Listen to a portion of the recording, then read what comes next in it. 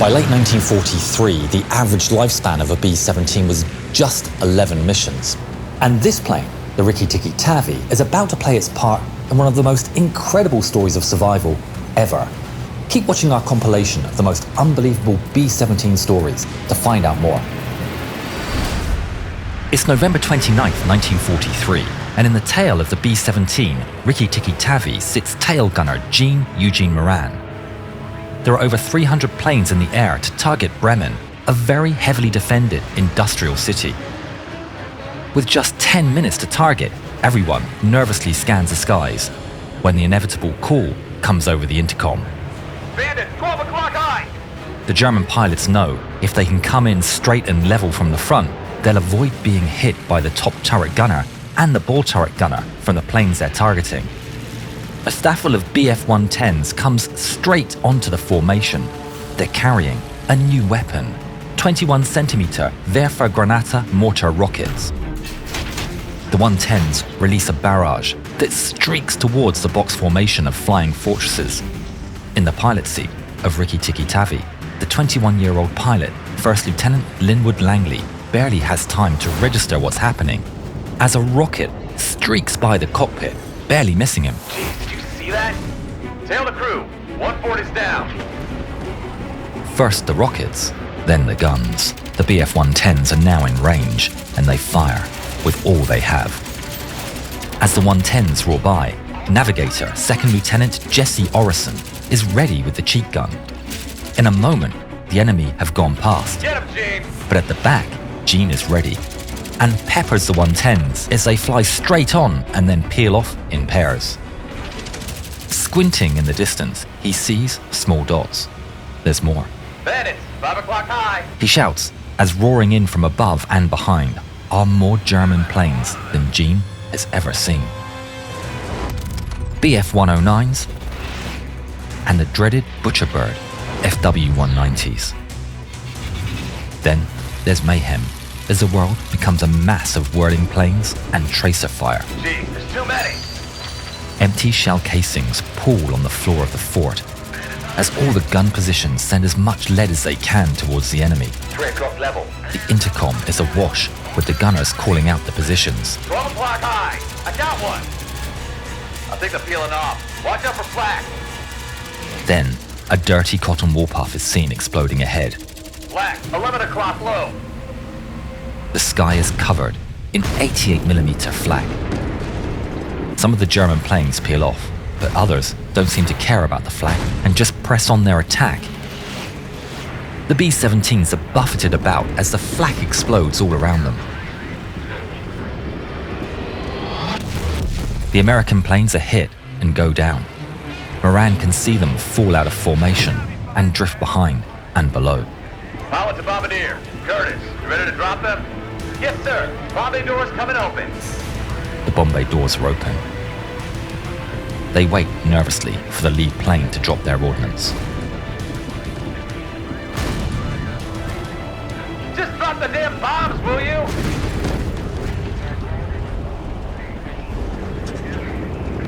It's away, and Bombardier Donald Curtis releases the bombs. Bombs away! The plane is instantly lighter and lifts as the bombs go down. The bomb bay doors grind closed, and Langley turns and heads for home.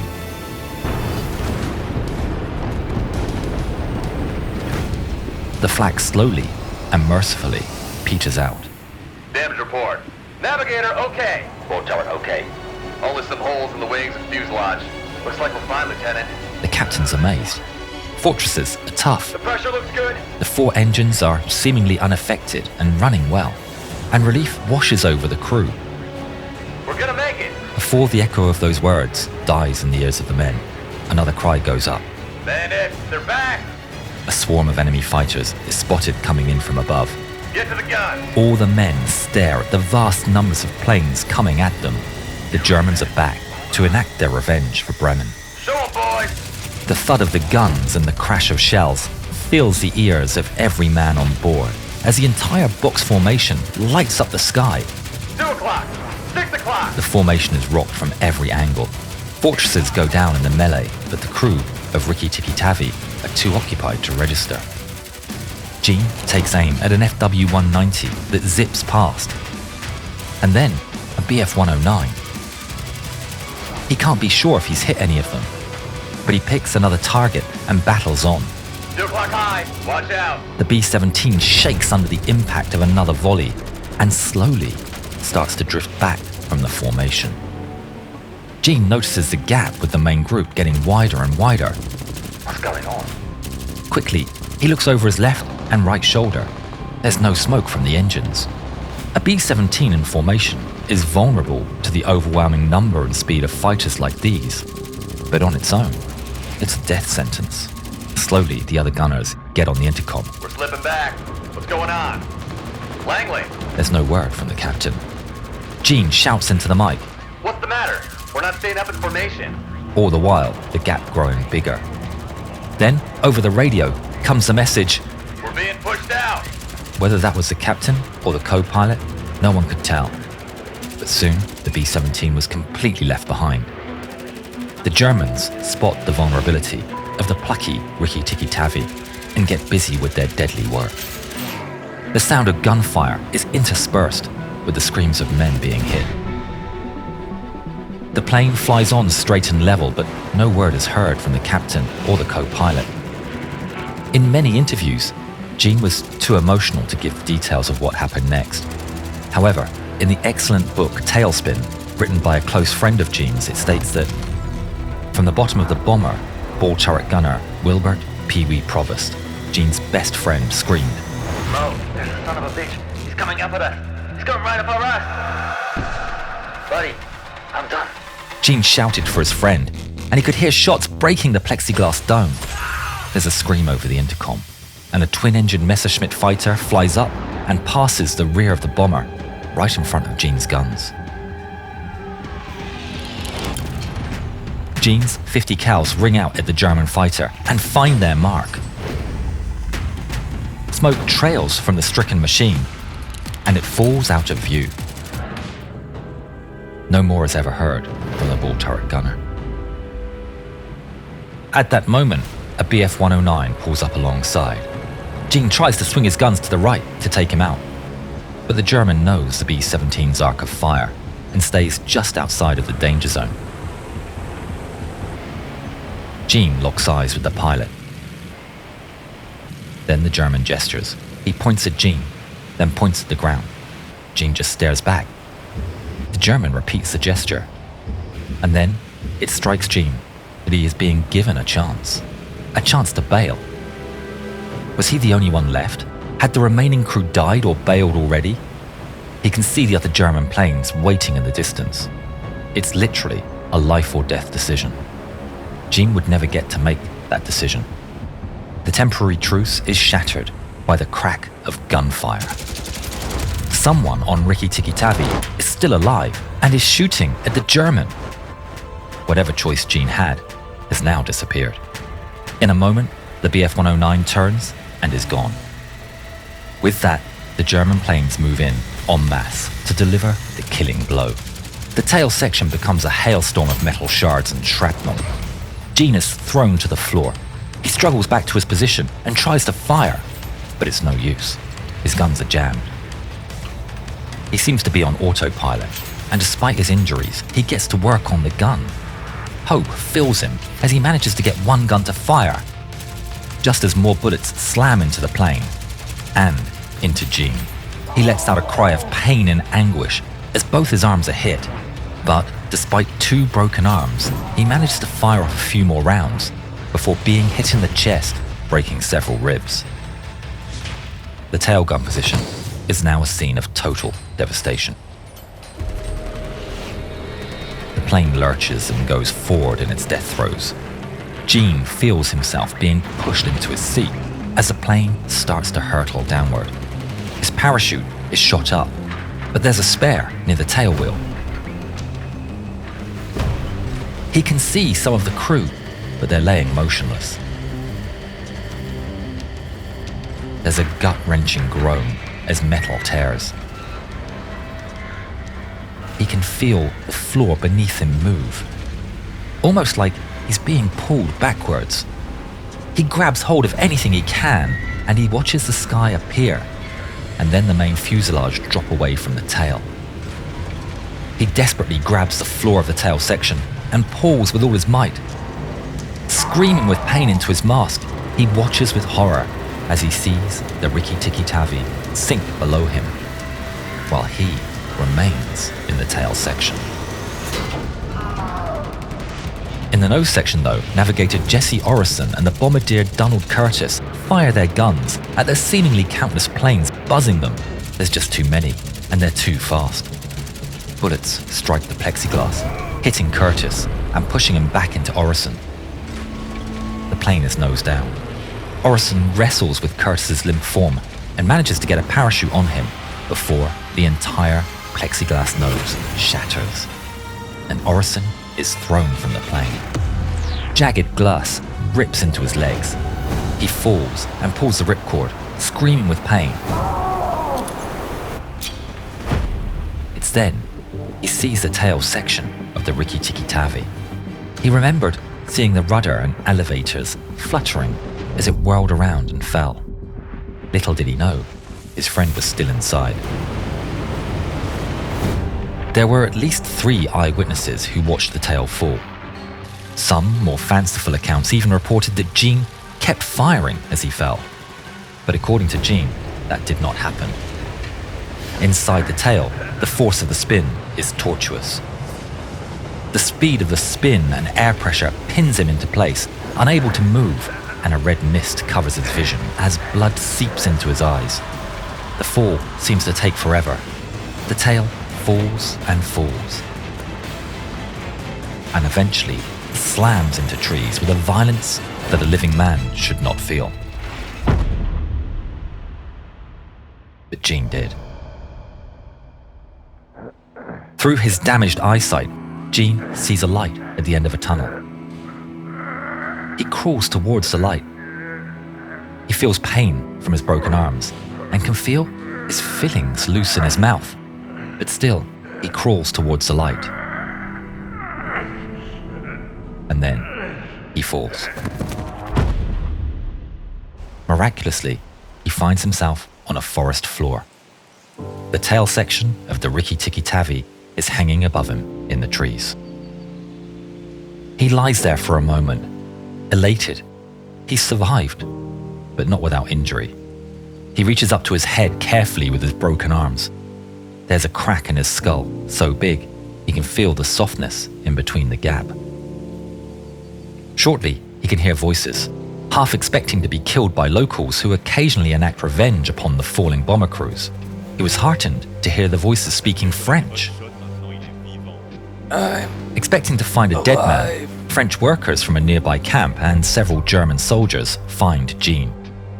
He's dragged through the forest roughly and is transported to a camp where a Serbian doctor operates on Gene, putting a metal plate in his head to cover his exposed brain. Gene's injuries were not only physical though. While recovering in the POW hospital, he experiences frequent nightmares, falling, screaming. Eventually, Gene made a recovery from his injuries, and after the war, he was released and repatriated along with his lifelong friend and only other survivor, Jesse Orison. In 2022, 8 years after Gene's death, his friend, John Armbruster, released Tailspin, telling Gene's story. It's an excellent book that we very much recommend. It's December the 31st, 1944, and in the cockpit of his B-17, the Little Skipper, is Lieutenant Glenn Rojon, alongside his co-pilot, Second Lieutenant William Leake. They're approaching Germany on a mission to flatten oil refineries in Hamburg. Flak erupts directly beneath them and all hell breaks loose. The men watch as they see B-17 after B-17 being shot out of the sky in the target area. When the flak is at its thickest, Rojon sees a smoke target over the docks. It's the cue to drop the bombs. All the B-17s in Rojon's group that are still flying open their bomb bay doors. The flak intensifies with a ferocity that the pilots have never seen before. In the lead squadron, the B-17 Falls rush in, is hit dead center with flak. it veers off to the right and crashes directly into another B-17 called Cramps Tramps. The two planes crunch together, and Cramps Tramps is sliced in two. Both planes fall from the air. Rojon and Lee can't believe their eyes. They think everyone is lost, but incredibly, 3 crew members from each plane get pushed into the void and manage to release their parachutes. I see 6 chutes. Rojon pushes the shot to the back of his mind and radios to the bombardier, Sergeant James Shirley. Confirm when bombs away.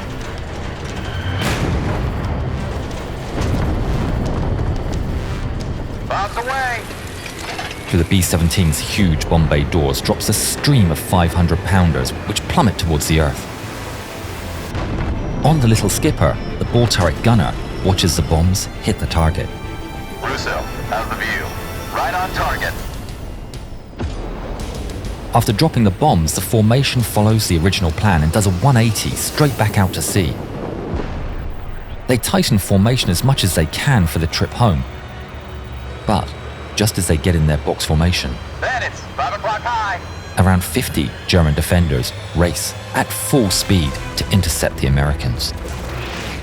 The first on the scene are the jet-propelled Me-262s. One screams past the Americans from above, firing its Mk-108 cannons through the line. The Messerschmitt carries on below and pulls out in a wide arc, its contrails glistening in the sun. It's too fast to hit and is already gone before the gunners can target it. Then Bf-109s streak past the formation, attacking from the front, and FW-190s buzz like hornets. The faithful Forever, on Rojon's right position, is lagging slightly back and already damaged from flak, and it's hit once again. Its pilot, Second Lieutenant Leo Ross, gets on the radio. Faithful Forever going down. Ross manages to get his plane down to 5,000 feet straight and level, despite its damage, and all its crew bail and survive. Bandits, 6 o'clock. Back with the main formation, all hope is lost, and the Germans are wreaking havoc on the now ragtag formation. Big group at 8 o'clock high. Then, the beautiful sight of American P-51s comes into view. It's fighter support. The German interceptors have softer targets and immediately turn and run. The American P-51s, safe in the knowledge that the Germans have gone, depart to defend other B-17s further along the line. P-51s lead to defend the forts in the upper front. Keep your eyes peeled, boys. Rojon, and what's left of his formation, fly on, alone. We're almost over the sea. Hold on, everyone. They approach the coast of Germany to the northwest of Hamburg, and they can already see the flak starting up again. They battle through the flak once more, but quickly they're out over the sea, moving slowly, but they might just make it home. Formation looks like crap. The turbulence is now so bad that the B-17s can't hold the formation. Then, across the intercom, there is a call everyone is dreading. Bandit, 11 o'clock. Then another. Bandit, 1 o'clock high. Another wave of German fighters flying from bases in Bremen and Oldenburg force their way in to intercept the now loose formation over the sea. In a desperate fight with the turbulence, the B-17s are trying to keep in close together, but plane after plane is hit. More holes in the formation start to appear as B-17s drift away, their engines streaming oil and fire. These are dangerous gaps for the German fighters to exploit. 9 o'clock! There are too many of them! A Bf-109 flying in from the front strafes the 9 Lives, the lead plane in Rojon's formation. Bullets riddle the cockpit, and both pilots are instantly killed. But all engines continue working, and the remaining crew carry on the flight, unaware that no one's alive up front. Back on the little skipper, Rojon reacts quickly to fill the void, desperately trying to keep the formation together. Rojon nudges the little skipper into place, one hand on the column, the other ready to throttle back. He's looking for the 9 Lives, but the lead plane is nowhere to be seen. Pilot to crew. Anyone sees McNabb? 9 Lives. Where did it go? Little does he know that the pilots, McNabb and Vaughan, are slumped in their cockpit seats. The 9 Lives is flying straight, but not level. Her 2 lifeless pilots have pulled back on the column, and the B-17 moves on a slightly upwards trajectory. Ethan Porter, a captain in a nearby B-17, watches as the two planes get closer and closer. They're about to collide. Quickly, he gets on the radio and tries to warn the pilots. Look out, you're gonna collide! But it's too late. At 12:44, Rojon and Lee are catapulted upwards in an almighty shudder that throws Rojon's hand from the throttle levers. Leek's knees slam into the column. What in God's name was that? Pilot to crew, what's just happened? Top turret. Leek and Rojon quickly test the hydraulics and the electrics. The systems are working, but they're losing control of their fort. You're not gonna believe this. Rojon looks out to the left and behind and can't believe his eyes. We're riding another fort. The Nine Lives has crashed mid-air into the little skipper and has pierced the aluminium belly of Rojon's fortress. Jeez, Glenn. We're stuck together like mating dragonflies. In the ball turret of the Nine Lives, Staff Sergeant Edward Woodall Jr. is covered in metal shards, the result of impact between the two planes. He's neither electrical nor hydraulic power, so he grabs his hand crank and prays that the lever does not snap. Agonizingly slowly, the guns drop to straight down, and he's able to crawl backwards out of the turret and into the fuselage. Woodall looks down the fuselage. It's a mess of tangled metal. He knows that Corporal Joe Russo, ball turret gunner of the Little Skipper, hasn't a hope in hell. Russo's turret has been pushed down through the roof of the Nine Lives and is clamped in place by twisted metal. The gunner is trapped. Woodall sees Russo crossing himself through the plexiglass. The crew of the Little Skipper, still in contact with their gunner via the plane's intercom, can hear Russo reciting his fading Hail Marys. Bill Leek is deeply moved hearing the anguish in his ball turret gunner's voice. He later said, "I could not help him, and I felt that I was somehow invading his right to be alone."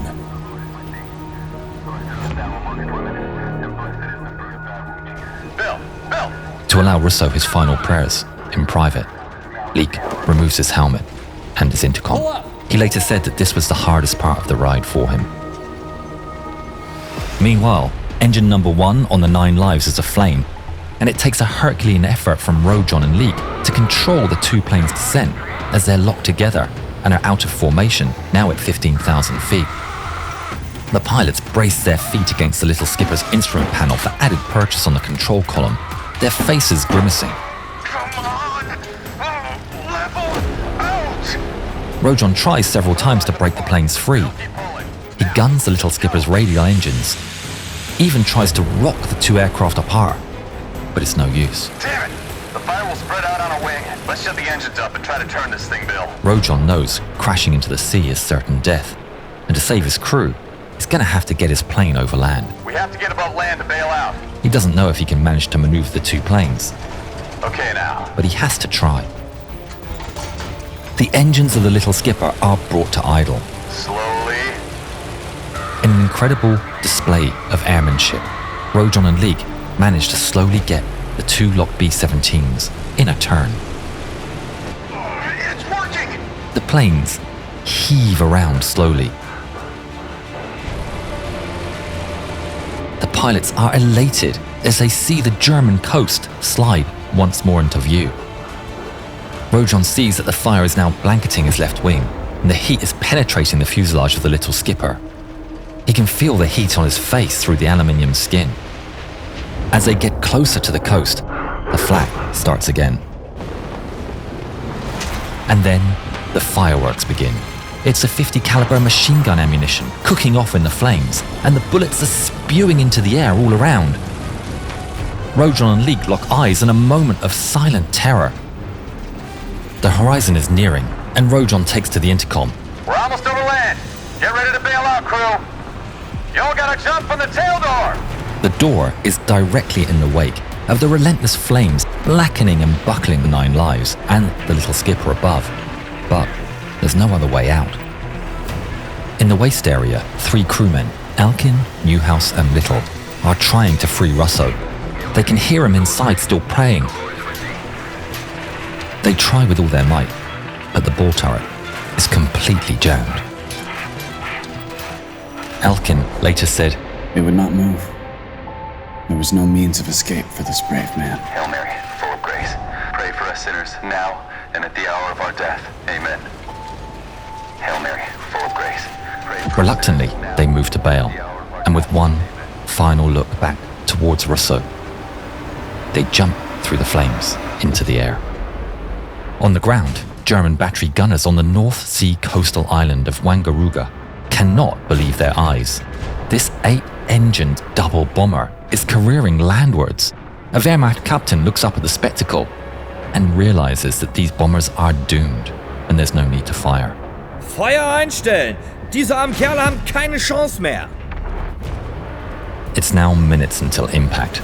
Rojon knows it's Leek's last chance to bail out. Bill, you gotta jump! Go, now!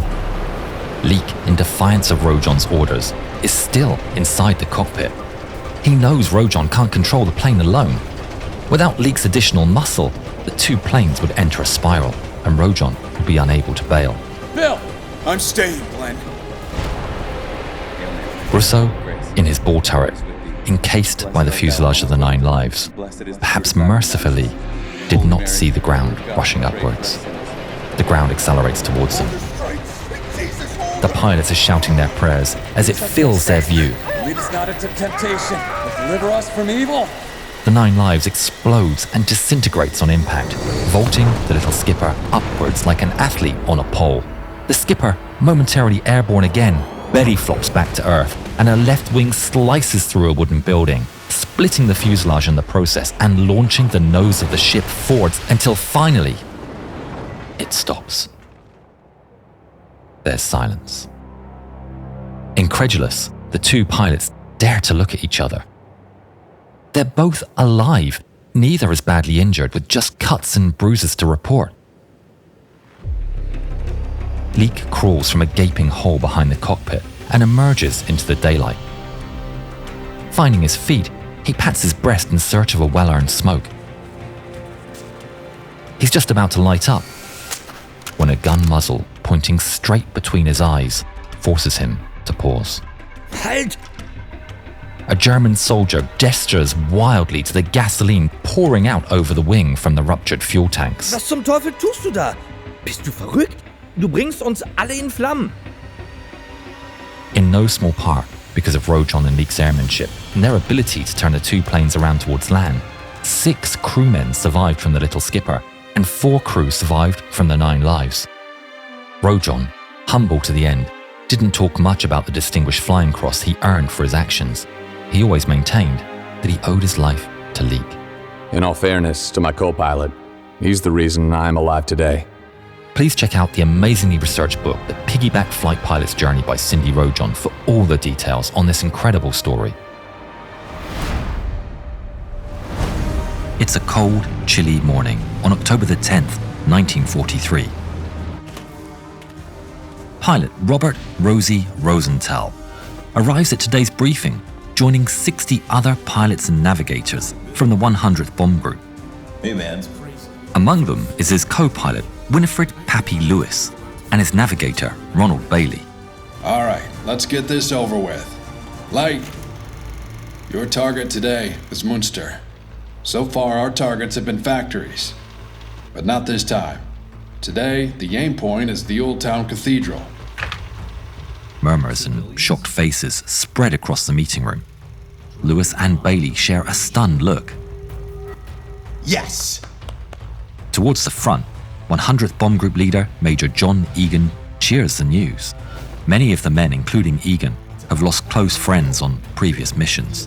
The pain of their loss means that some of the men consider such a mission rightful revenge. Fuel pressure, oil pressure, looking good. Munster is home to a large proportion of railway workers. They are crucial for the German war effort. We're gonna be there right in time for the Sunday Mass. I don't know how I feel about it. Come on, Pappy. You know it's our duty. One by one, the B-17s of the 100th Bomb Group rise into the air. The Royal Flush takes up her position at the very back of the formation, a position that everyone aboard is well aware is particularly exposed and dangerous, but dwelling on it helps no one. But it's not going to be any milk run. Intelligence reports over 500 fighters ready to intercept along our path. You can also expect extremely heavy flak over the target. You'll be part of a 274 bomber formation. Major Egan will be the commanding pilot of the group. Right ahead. Engine's low on power. Returning to base. Egan, another one left. Damn it. Radio, put that in the log. There's another one gone back. Lucky SOBs. To ease the burden on your attack, you'll have 216 P-47 Thunderbolt escorts. They'll catch up over Holland and protect you along the entire mission. The Armada flies over Holland and into Germany. They are now, absolutely and without a doubt, over enemy territory. Where's our fighters? Gunners, do you see any Allied fighters in the distance? Negative. Nothing on our 6. Nothing. Left waist, clear. They aren't coming, are they? They'd already be here if they were. Well, maybe they're late and they'll catch up. But unbeknownst to the crews, they aren't just late. There are no fighters. The weather on their bases didn't allow them to take off, and their absence leaves the bombers even more vulnerable. But escorts or not, they've got no choice but to press forward. As they venture deeper into enemy territory, more reports of attacks come in. Isolated groups of fighters launching attacks further up the formation and claiming a handful of B-17s. Keep your eyes peeled, everyone. Pilots, do you see this? A cloud of fighters appears in the distance. The interceptors have arrived. Good luck. I'll see you all in a couple of hours. Open fire! Show them what we've got! In a blur, a swarm of Me-109s and FW-190s cuts through the formation. The guns from the fortresses come alive, filling the air with tracers as the German fighters fire their deadly 20mm guns. They're coming your way, Stanley. Moments later, Me-110s appear from the rear, Bandit, 6 o'clock, whoa! sweeping in and firing rockets all around. Then get back to the gun. The sky is filled with a confusing mess of fighters and lead. The big fortresses are soaking up shell after shell, while the enemy fighters go down in flames. A rocket strikes the lead B-17 of the 100th Bomb Group, Mademoiselle Zigzag, piloted by Major Egan. 2 of their engines are lost, and a gash is opened on the fuselage. Damn it! We're losing power! There's nothing Egan can do as his bomber struggles and finally fails to keep up with the formation. Slowly, the gap opens up more and more, isolating them. We can't keep up. Tell our men to leave us behind. Radio is gone. We have no contact. Unaware of the Mademoiselle Zigzag's predicament, the bombers directly behind also slow and drop altitude to maintain formation, which leads to those behind also doing the same. It's a catastrophic chain reaction. 2 more coming in, 2 o'clock! At first, no one realizes they're too focused on the battle to notice, but soon, the growing gap between their formation becomes obvious. We're falling behind. Why? We're getting dangerously isolated. Speed up! Leader, do you copy? Egan. Confusion spreads, and the pilots are faced with an impossible decision. Do they remain in a small formation with their brothers in arms, or do they leave them behind and charge for the bigger one? 2 of the 100th Bomb Group's flying fortresses take the plunge, pushing their throttles to full and racing for the bigger group. On board the Royal Flush, all the way at the very back, the 2 pilots are caught up in the confusion. Formation is breaking apart. We're falling behind. Nothing we can do. If we brave the gap, every German is gonna fall on us. They decide to stay. The Germans very quickly notice the isolated group of 11 B-17s and pounce upon their prey. Damage is rapidly building up. Multiple B-17s are trailing smoke as the machine gunners are completely overwhelmed. The men of the Royal Flush can only watch as an FW-190 sweeps in and strikes one of their compatriots on the wing. It triggers a massive fireball. Their friends bail for their lives before before the bomber finally loses control and explodes into a million pieces. Soon after, a second B-17 catches fire after being hit by multiple 20mm rounds. We're dropping like flies. We're 3 minutes out. Another B-17 is lit up by fighters, tearing its wings and fuselage to pieces. Fearing the incoming flak, the pilot turns away from the formation and heads for home on its own. Where are you going? But it only attracts the fighters. They swarm all around it. They tear it to shreds, but they leave it still flying to focus on the formation that's still headed for the city. The fighters turn their attention to Major Egan in the Mademoiselle Zigzag. Relentless attacks destroy critical systems one after the other, making the fortress harder and harder to control. Fighting their sticks, Egan realizes they're done for. Get out of here! Fail! Fail!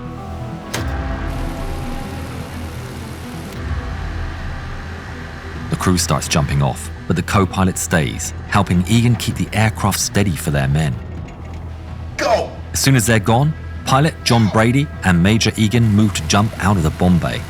Go ahead, Brady, as I'm a senior man! No, you go ahead! But then a fighter comes in from above and opens fire. New bullet holes appear across the bomb bay door. I'll be seeing you, Brady! Egan jumps first, followed by Brady.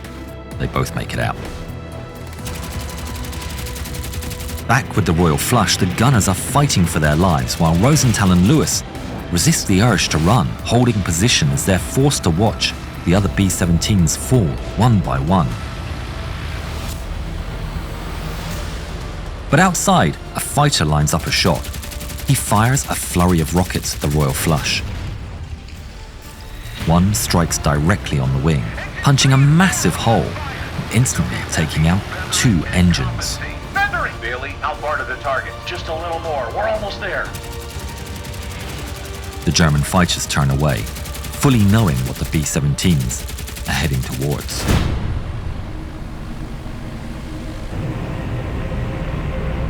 The tornado of fighters gives way to a flurry of flak. With the rest of the formation already gone, every gun in the city is now focused on the 3 surviving bombers. Hold on, boys. We'll get through this. The flak shreds the remaining aircraft. Another one is down, Rosie. One of them is set on fire and is forced to drop their bombs early before bailing from the flaming, flying wreck. We're here! Autopilot on. Bombardier, it's your plane. Roger, pilot. The control of the aircraft is given to the bombardier, Bomb bay doors open. the aim point approaching painfully slowly. Almost there. Damn it!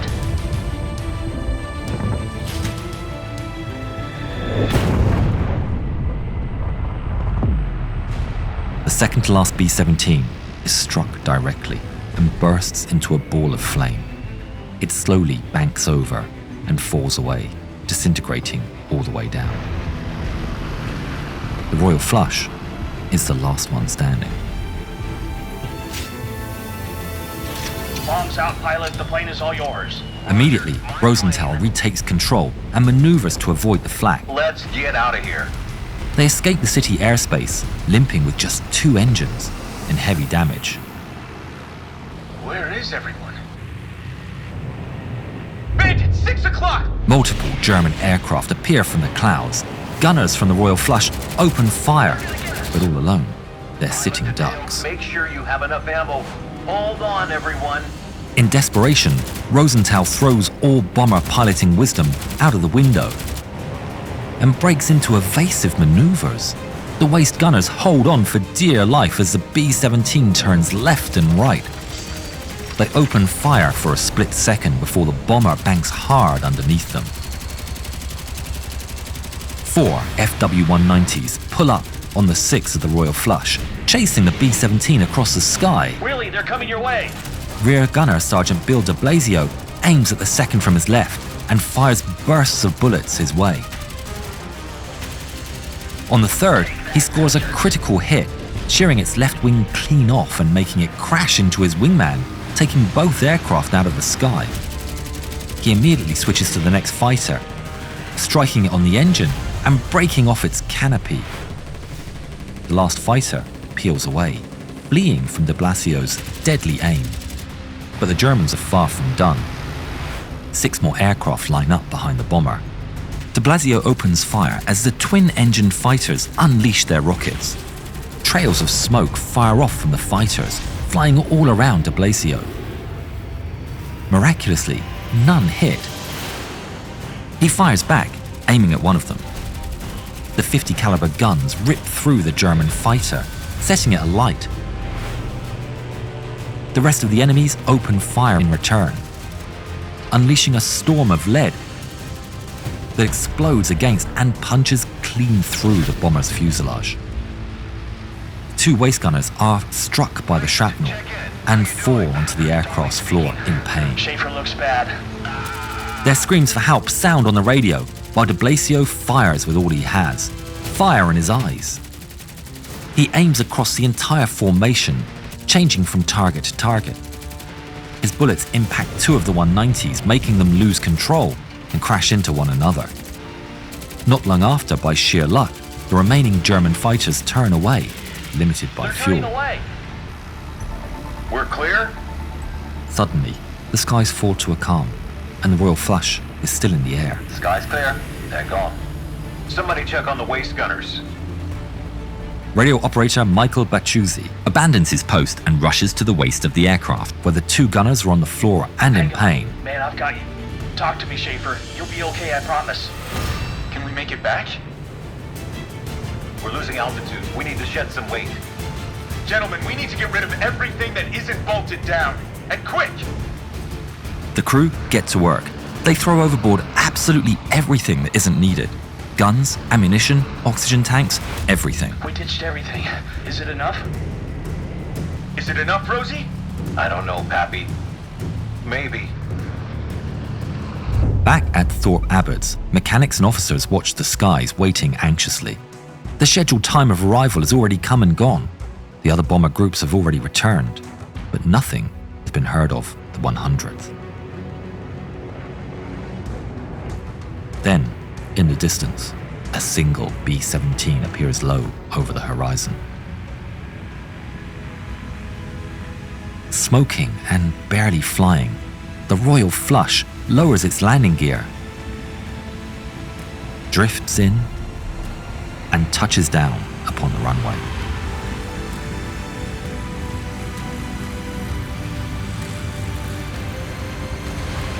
The gathered men watch in shock as a badly wounded aircraft comes to a stop.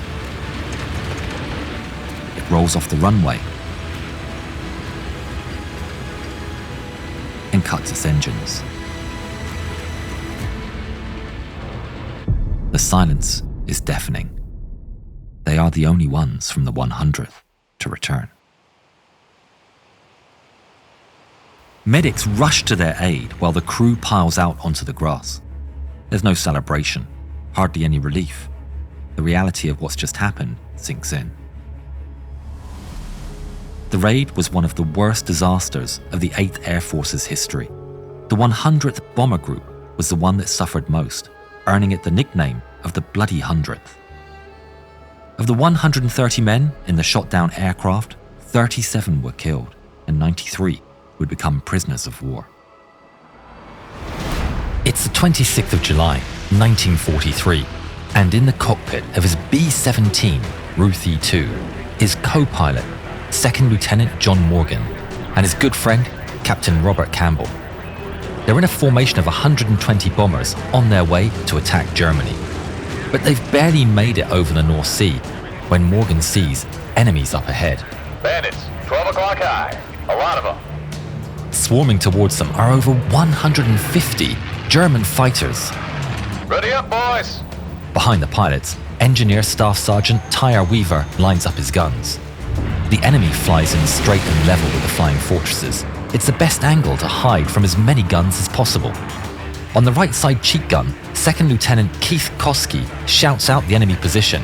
Bandits, 1 o'clock level. And he is the first to open fire. The FW-190s shoot their 20mm cannons and machine guns, and German shells streak across the sky, headed directly towards the Ruthie II's cockpit. Morgan flinches as the enemy fire crashes into his position. Weaver cries out in pain as a 20mm shell strikes him on the left shoulder, but a single bullet finds its mark directly at the head of Captain Campbell. The FW-190s roar past the battered B-17 and pepper its fuselage with shells. As they pass through the box formation of B-17s, it seems like the entire formation is stirred to life as gunners try and hit the passing Germans. On the flight deck, Morgan is stunned as he takes in the devastation inside the cockpit and the gruesome scene. He sees a terrible sight of his captain, who is slumped in the seat next to him with a wound to the head. Morgan is on his own. It's now his responsibility to get the crew home. We've been hit. There's too many of them. The captain's hit, but I got this. He determinedly grips the controls and brings his fortress into formation. But suddenly, he's shocked as the yoke moves in his hands. Morgan feels the controls move as the bomber banks hard to the left. He fights back and looks over at his captain. Incredibly, despite his head wound, Campbell is sitting straight and alert as he maneuvers the aircraft. It's not good. As FW-190s come screaming towards the fort, Campbell banks hard to the right. It's the opposite of what he should do. The maneuvers push them out of formation. Bob, what are you doing? Keep formation. We're dead if we're on our own. Campbell doesn't reply. Instead, he carries on flying the plane.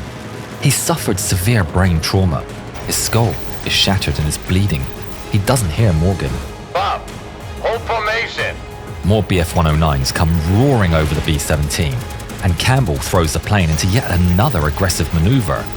At the back, the gunners hold on for dear life, the growing number of casings rolling across the floor, and they almost lose their footing. What's going on? With colossal effort, they still manage to get their guns on target and keep sending as much lead at the enemy as they possibly can. In the nose, Koski holds down the trigger of his machine gun. As targets approach from all directions, the intercom's awash with callouts as they fight for their lives. Suddenly, he sees the turret gunner, Tyre Weaver, fall beside him and collapse on the floor. Koski immediately rushes to his aid. He finds Weaver's left arm has been shot off and is bleeding heavily. Weaver, stay with me. He tries to administer as much aid as he can, but he knows that the injuries are too severe and there's no way that Weaver's going to make the 4 hours back to England. And Weaver himself knows it.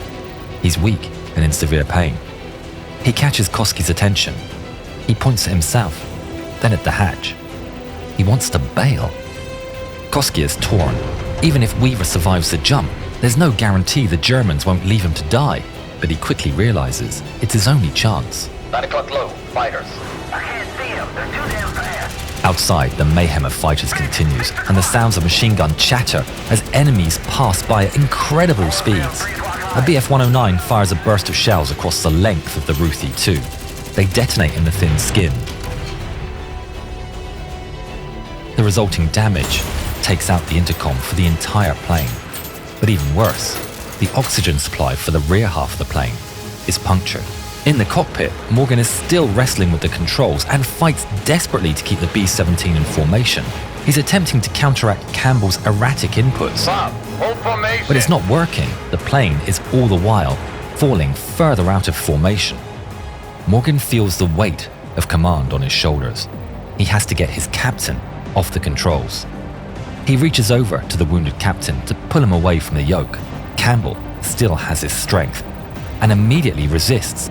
Give me the controls, sir. Morgan tries to pry him away, but Campbell doesn't budge. With one hand, he makes a fist and punches Morgan straight in the face. Morgan is shocked, furious, and in despair. Robert, please. Robert Campbell doesn't comprehend what's happening. On some deep level, in his injured brain, he's still in command and fighting for the lives of his crew. With intense fury, he repeatedly punches Morgan, a flurry of blows striking him on the head and torso. Robert, please, let me have control. But Campbell is undeterred. He punches Morgan in the eye, followed by another punch in the jaw. Morgan covers his head with his arm and leans as far from Campbell as he can. But then He sees that in his anger, Campbell has stopped working the controls. Pushing through the painful punches, Morgan grips the yoke and starts maneuvering the aircraft back up towards the formation. Meanwhile, in the nose of the aircraft, Koski finishes tightening the parachute on Weaver, who is fading quickly. He pushes open the hatch and is blasted by the freezing air. Looking down, he can see a German city in the distance. He shuffles Weaver forwards and places a parachute ripcord in his hand.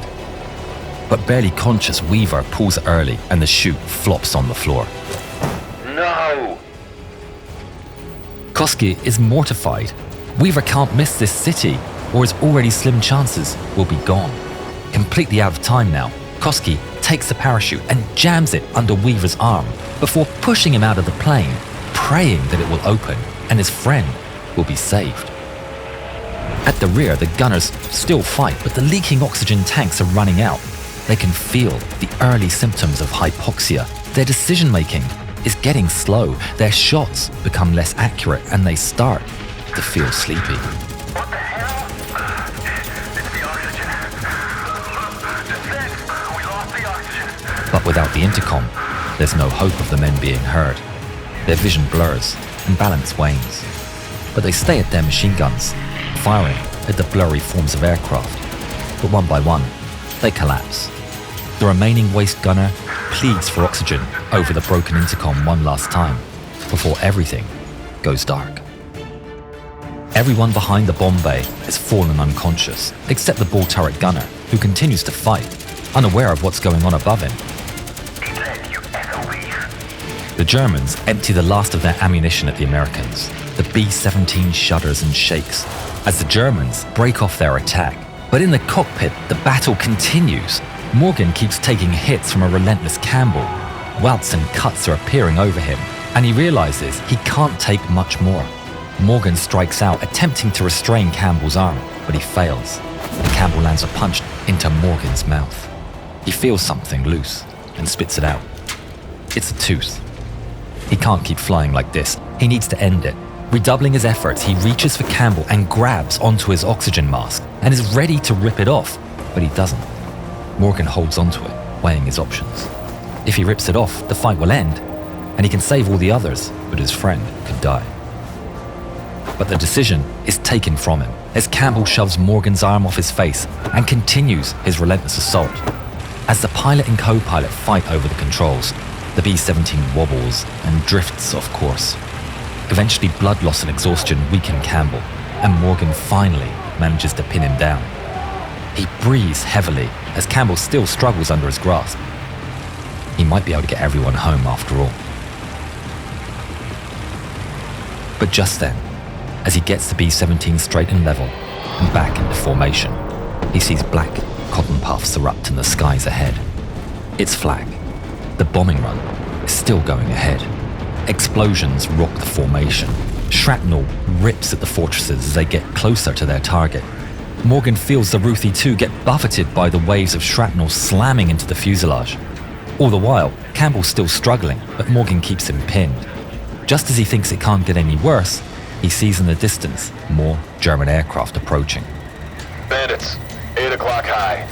He reports it over the intercom, but has no idea the intercom is out. Bandits, 8 o'clock high. He watches in horror as the enemy fighters brave their own flank and come screaming in from his left. Their guns light up. Morgan feels even more impact strike his fort. They punch through the wings and pierce one of the fuel tanks, causing it to leak right next to the hot engines. The drop target's coming up, but without intercoms, there's no way to signal the bombardier. But the bombardier is ready. I think the intercom is out, but I'm dropping those bombs. And is already checking the bomb site. He doesn't have control of the plane as he normally would, but he's watching the puffs of smoke through thousands of feet below and releases his bombs as best he can. Bombs away! Morgan feels the B-17 rise as the bombs are released. Unbelievably, despite all the events, they've achieved the mission objective, and the B-17's turn for home.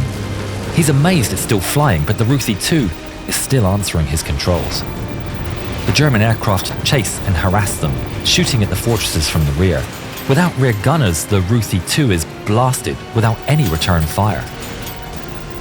Where is everyone? Morgan thinks his crew has bailed and considers following them down, but he can't leave Campbell or whoever might still be on board behind. The Germans turn away, once again out of ammunition. The remaining gunners in the ball turret and the nose remain on high alert for another hour until, finally, the beautiful sight of the English Channel comes into view.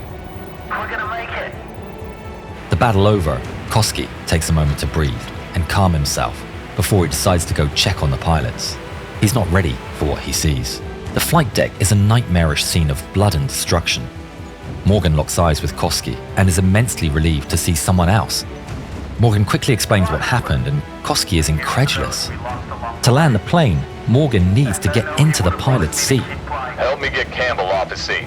They begin to remove Campbell. He resists but is too weak to push them off. Working carefully, it takes the crew half an hour to move him off the seat. Morgan's now in a race for time if he's going to save his friend. He gets as low as he can and aims to head for the closest friendly airbase. By pushing the plane lower early to save Campbell, the air becomes breathable for the crew without having to use masks. And so, unbeknownst to Morgan, in the back of the plane, a miracle takes place. Despite spending nearly 2 hours without oxygen, all 4 of the affected men in the rear stir awake. Apart from some frostbite, the men are unharmed. Some 3 hours after the start of the Nightmare mission, Morgan brings Ruthie 2 to land safely back in England. He has saved the lives of everyone on board, except one.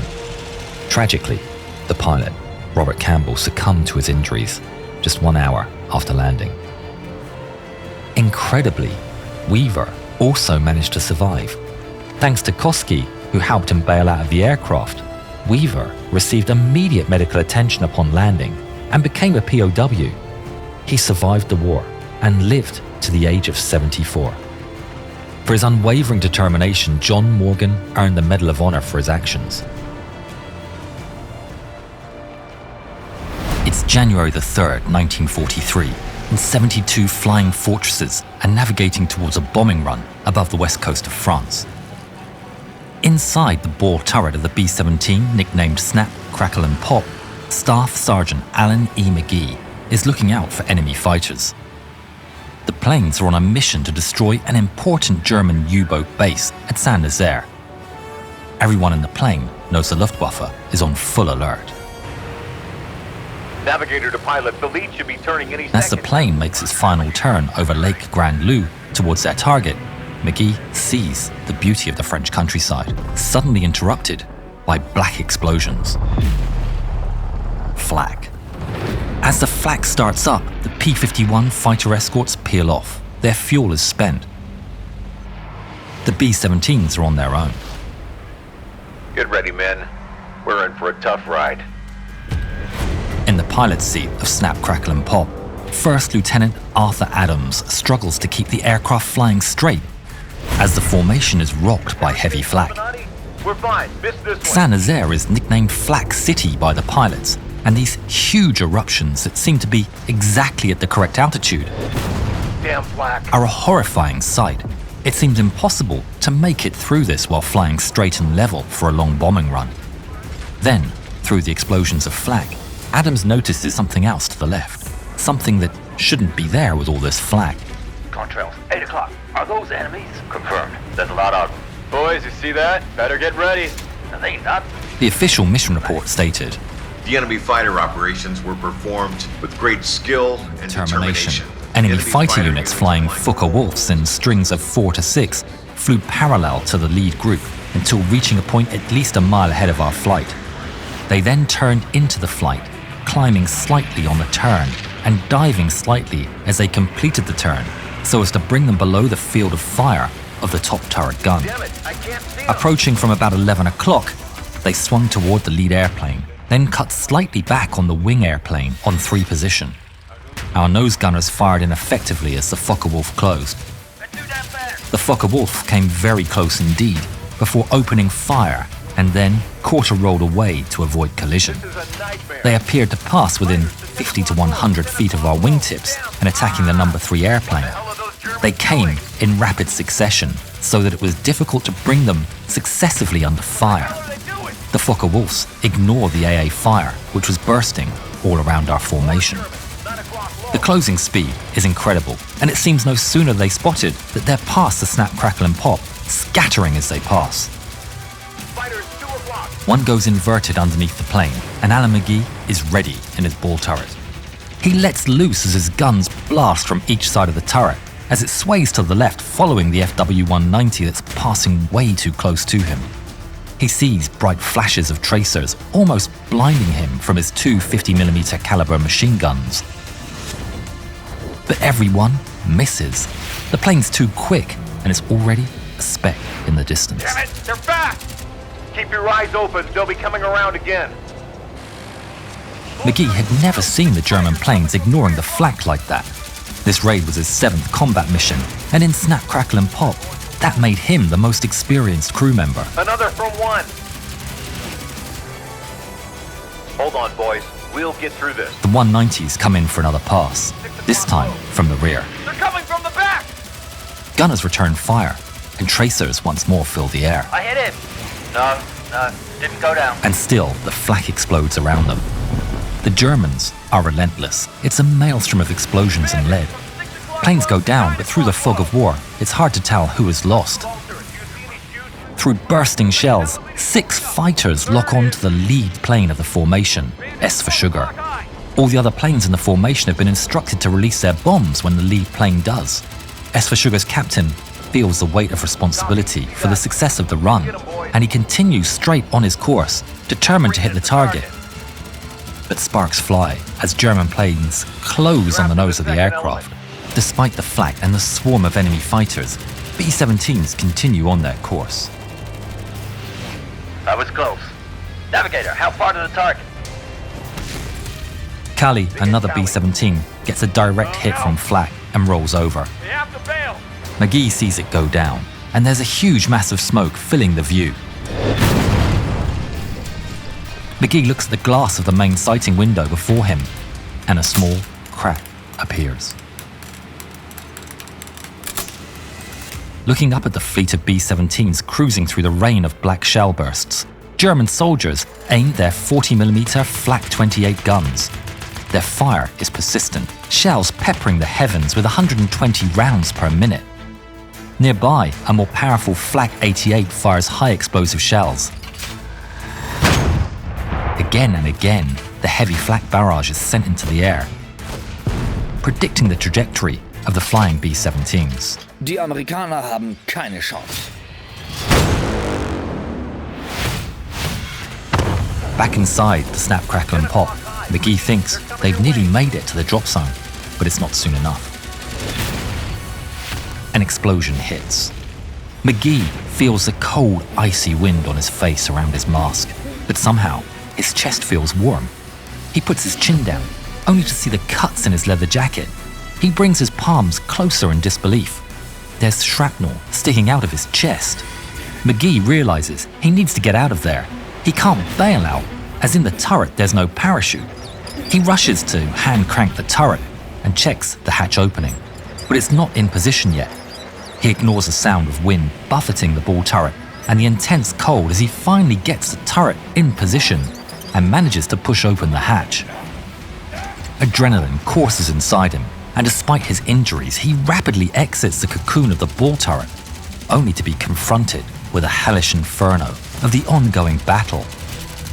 The waste gunners are blasting away as German planes scream past. McGee grabs his parachute, but sees it's already damaged. How much more punishment can the fortress take? If she goes down, he'll need a chute. He struggles for breath and makes his way towards the radio operator. Maybe there's a spare chute, or they can do a tandem jump. Bandit, 8 o'clock high.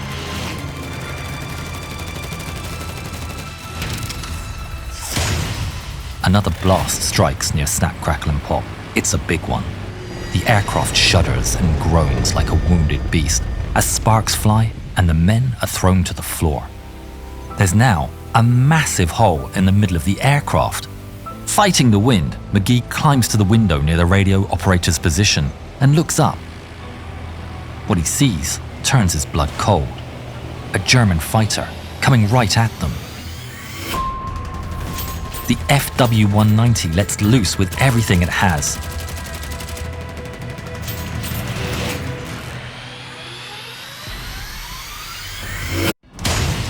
The shots hit the right wing, ripping it clean off. It's over. The plane lurches and spins, and McGee feels himself pass out. The navigator, Second Lieutenant Glenn Harrington, sees McGee unconscious.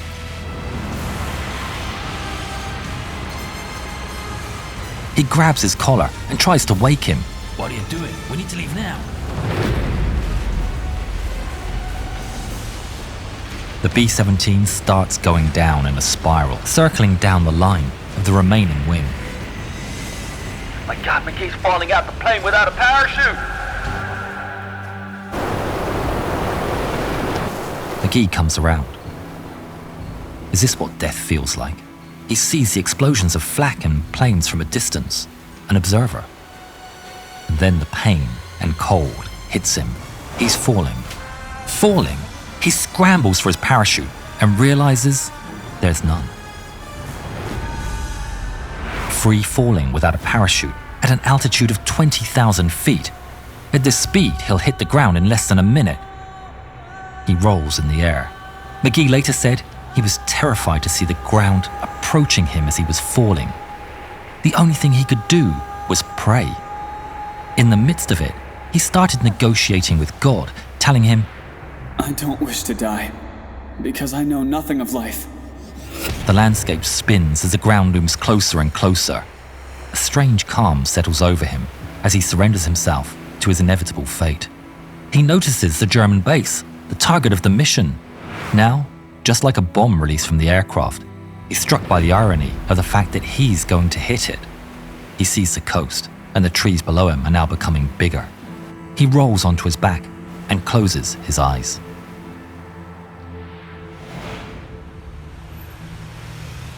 McGee plunges onto the roof of the Saint-Nazaire railway station.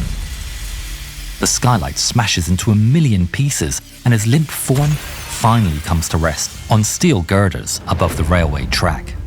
German guards rush to the scene. Hat das Ende bekommen, das verdient. Ich stimme dir zu, Hans. Aber wir müssen ihn runterholen. The guards climb the girders and remove the body.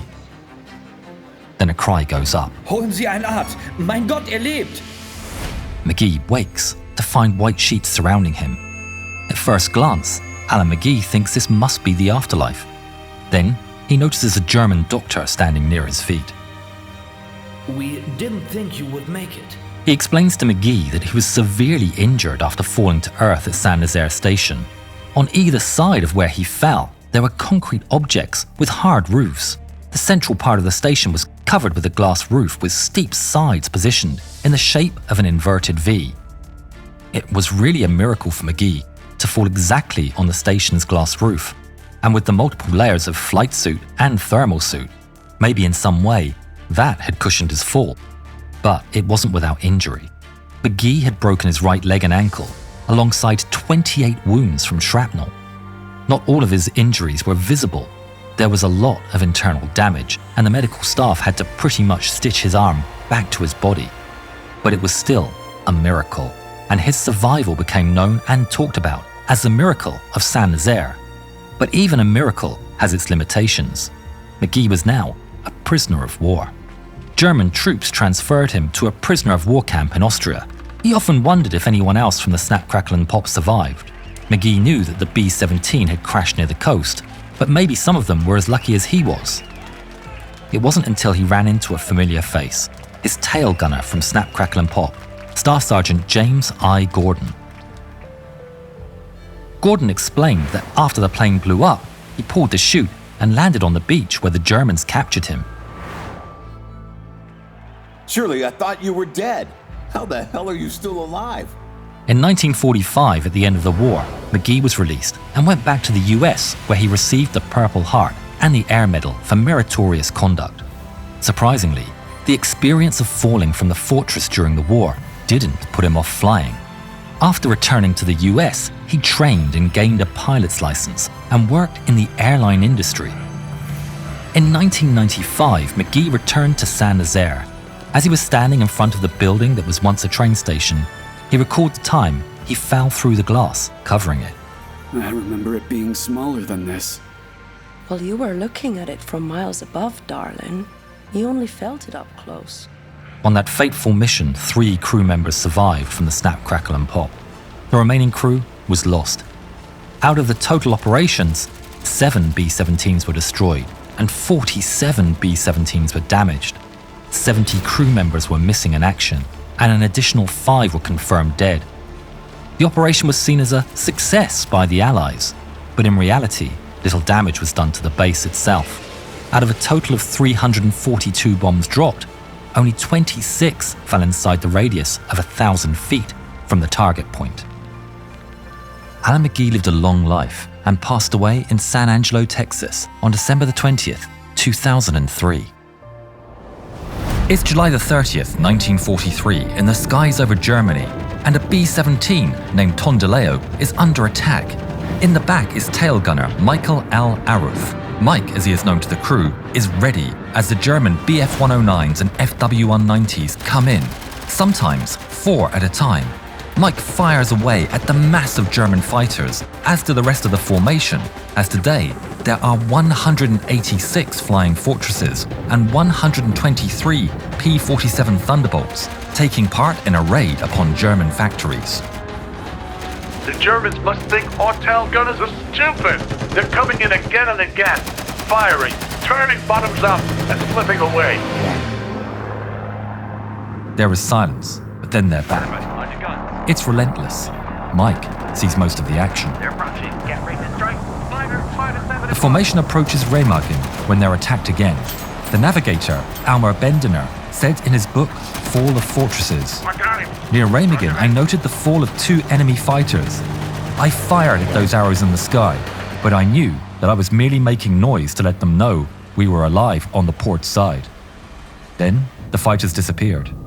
The crew knew what was happening next. The flak started. Tondileo is rocked again and again by flak, the motors grinding on. Tondileo flying unswervingly through a sky of angry black shell bursts. Bomb bay doors open. They're away.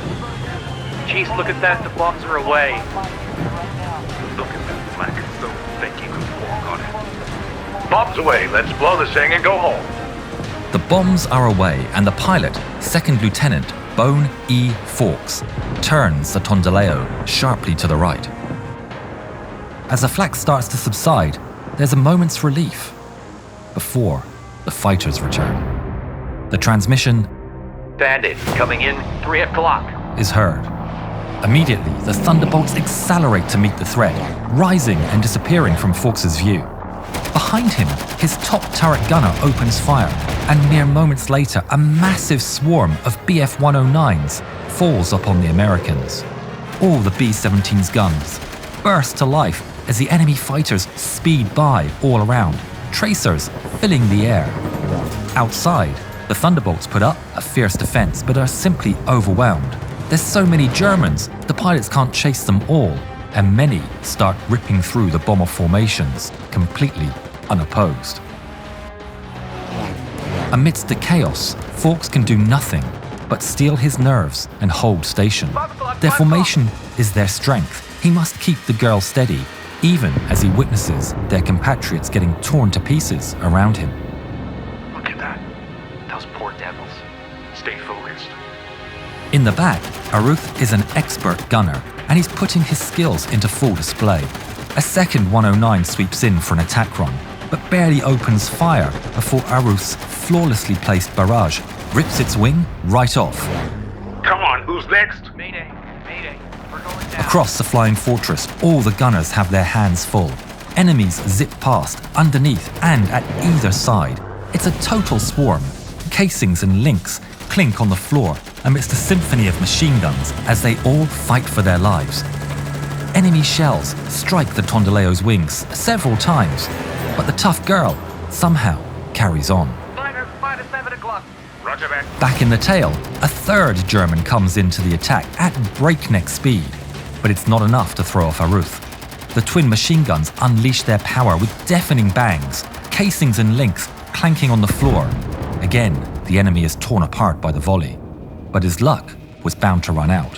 When a fourth Bf-109 approaches from his left, guns blazing, Aruth doesn't get the chance to fire, before a 20mm shell detonates right next to him, tearing open a gash in the fuselage and sending metal fragments flying straight into him. His left leg is hit with the brunt of the explosion and injured severely by shrapnel. His oxygen tube is ripped. His left machine gun is destroyed. Mike gets on the intercom. I'm hit in my right hand and my left leg. Then the crew hear a jumble of static. Mike, you hear me? Mike, are you okay? Mike. Fawkes feels the impact and realizing that Mike is hit and he now has a bandit on his tail and no tailgunner to face him. Against all bomber pilot wisdom, he pushes on the stick, plunging the flying fortress into a small dive in a desperate evasive action. Behind the cockpit, the spent cases roll across the floor and the crew are overtaken by panic and dread as they feel their plane falling underneath them. What the hell? According to Bendiner, the navigator, Bone was climbing, diving and making corkscrew patterns in a crazy choreography designed to unsettle the fighters who are pressing in from all sides. He said, "When I tried to stand, my feet slipped from underneath me. I clung to my desk and the gun, waiting for the attack to subside. Holes start to appear in the formation as more and more planes go down. Oh my gosh, look at that, they're going down." When at last Mike came on again, his words were jumbled and he sounded as if he were calling from a painfully long distance. They bailed. Do you hear me? Mike. But at least the crew knew he was alive. The attack continues, but strangely, there's no waist guns. A call goes out across the intercom.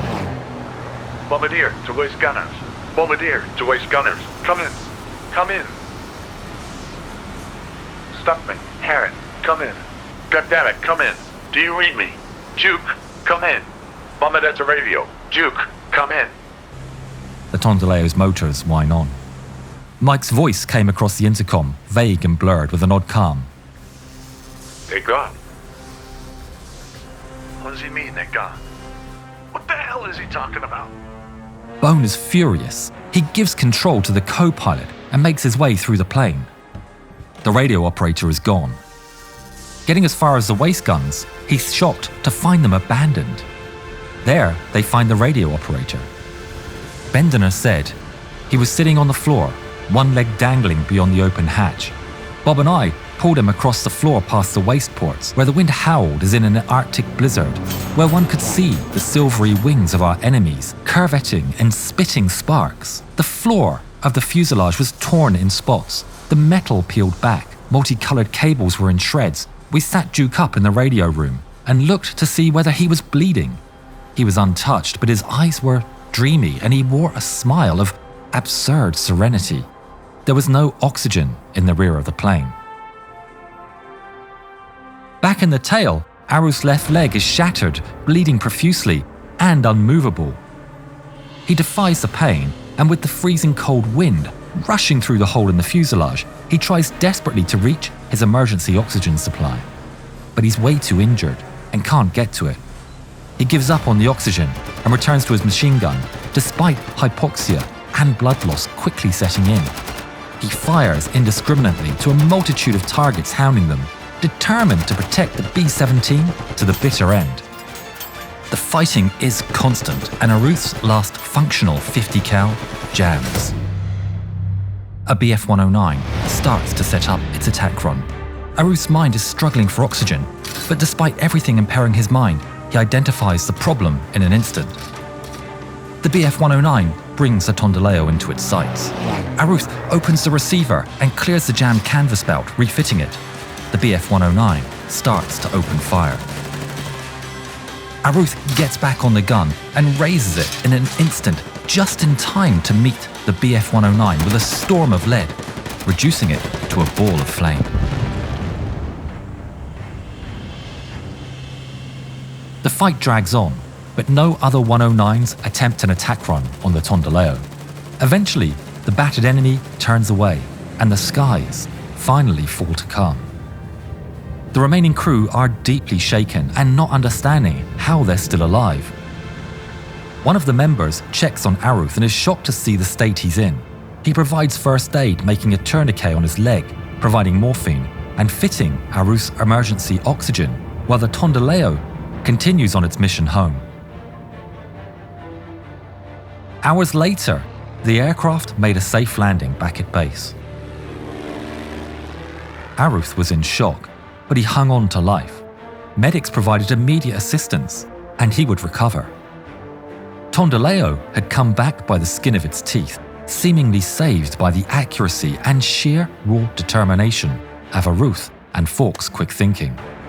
But they would later discover that a third person also saved the B-17.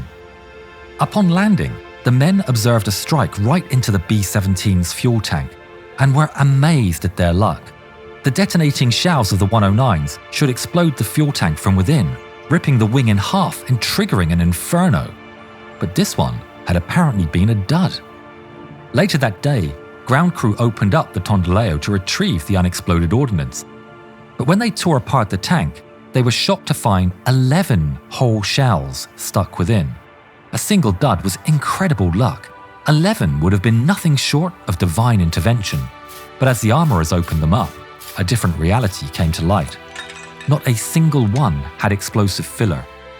They were empty, just a hollow piece of lead. All except for one. Rolled inside one of the shells was a piece of paper which had a message written in Czech. An intelligence officer scours the base for someone to translate. Its message is read to the crew. It says, "This is all we can do for you now."